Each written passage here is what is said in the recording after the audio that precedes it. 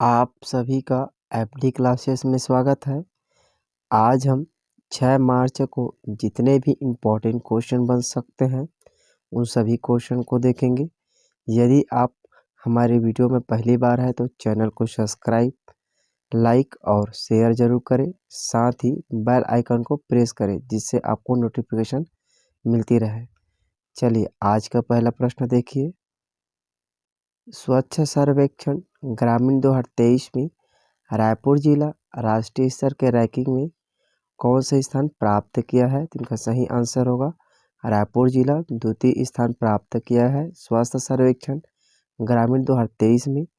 चलिए ध्यान देंगे। स्वच्छ भारत मिशन ग्रामीण अंतर्गत स्वच्छ सर्वेक्षण ग्रामीण 2023 में जिला रायपुर ने तिमाही अक्टूबर से दिसंबर 2022 के मध्य क्वार्टरली प्रोग्रेस रैंकिंग में सर्वोत्तम प्रदर्शन कर राष्ट्रीय स्तर के रैंकिंग में दूसरा स्थान प्राप्त किया है।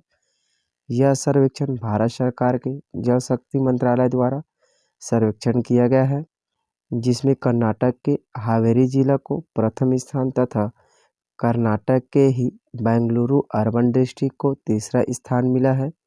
वहीं छत्तीसगढ़ के रायपुर जिला को फर्स्ट स्टार कैटेगरी में दूसरा स्थान मिला है। याद रखेंगे, इसमें पहला स्थान कर्नाटक के हावेरी जिला को प्रथम और कर्नाटक के ही बेंगलुरु अर्बन डिस्ट्रिक्ट को तीसरा स्थान मिला है। इसे याद रखेंगे।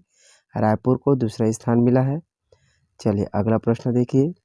छत्तीसगढ़ आर्थिक सर्वेक्षण 2022-23 में राज्य की जीडीपी कितने प्रतिशत है? तो इनका सही आंसर होगा छत्तीसगढ़ आर्थिक सर्वेक्षण 2022-23 में राज्य की जीडीपी 8% है। याद रखेंगे, वेरी एमपी क्वेश्चन है। आप इसमें देख सकते हैं, इसमें छत्तीसगढ़ और भारत का है। इसमें छत्तीसगढ़ का इसमें कृषि क्षेत्र में 5.93% है, वही भारत का 3.45% है। उद्योग क्षेत्र की बात की जाए तो 7.83% है और भारत का 4.11%।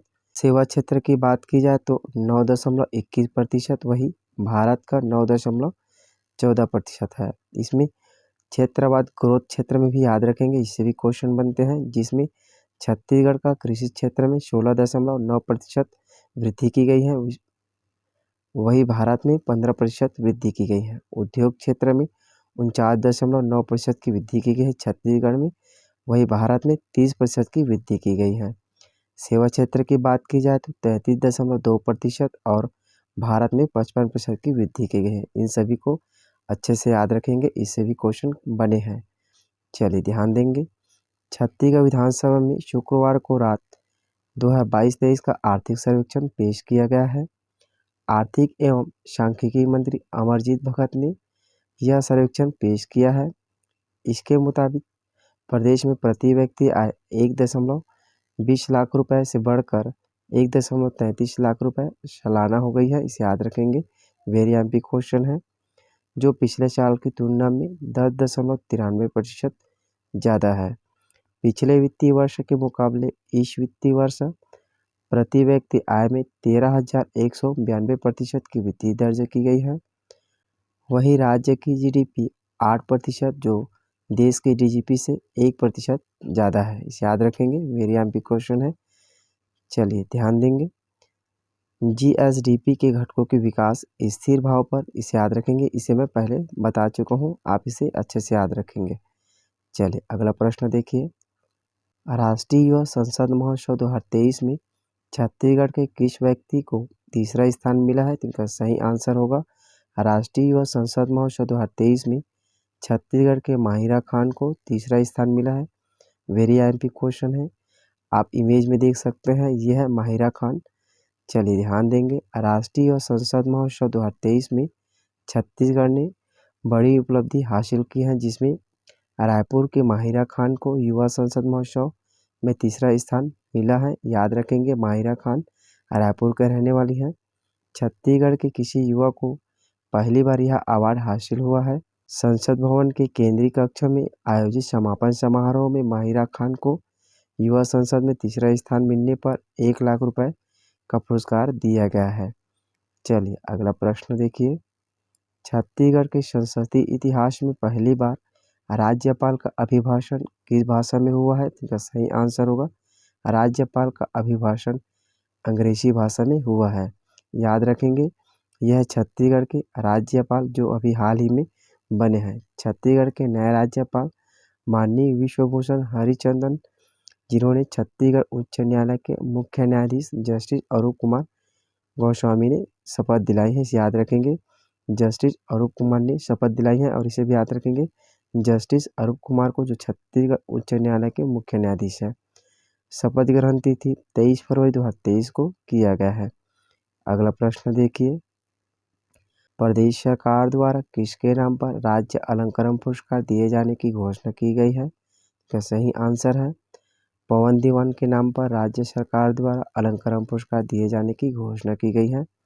ध्यान देंगे, मुख्यमंत्री भूपेश बघेल द्वारा संत कवि पवन दीवान के सम्मान में उनके नाम से कविता लेखन के क्षेत्र में राज्य अलंकरण पुरस्कार प्रदान करने की घोषणा की गई है। याद रखेंगे, कविता लेखन के क्षेत्र में यह पुरस्कार दिया जाएगा।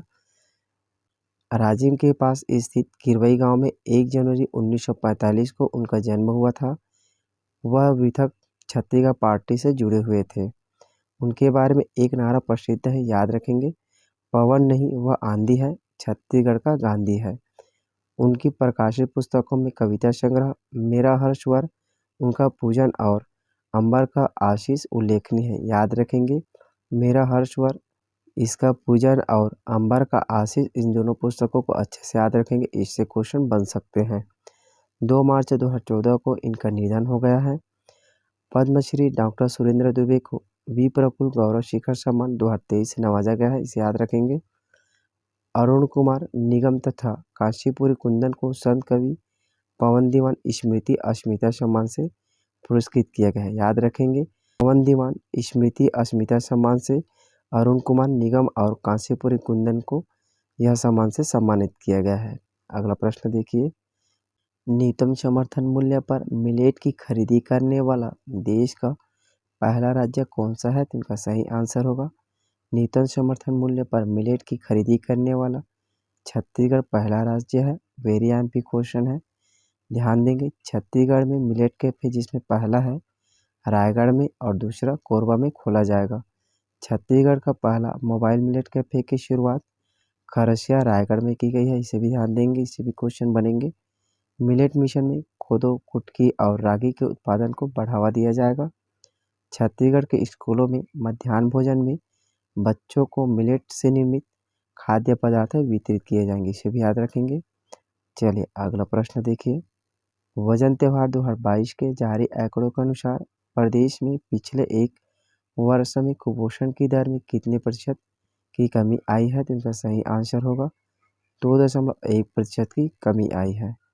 चलिए याद रखेंगे, महिला एवं बाल विकास विभाग द्वारा वजन त्यौहार 2022 के आंकड़े जारी किए गए।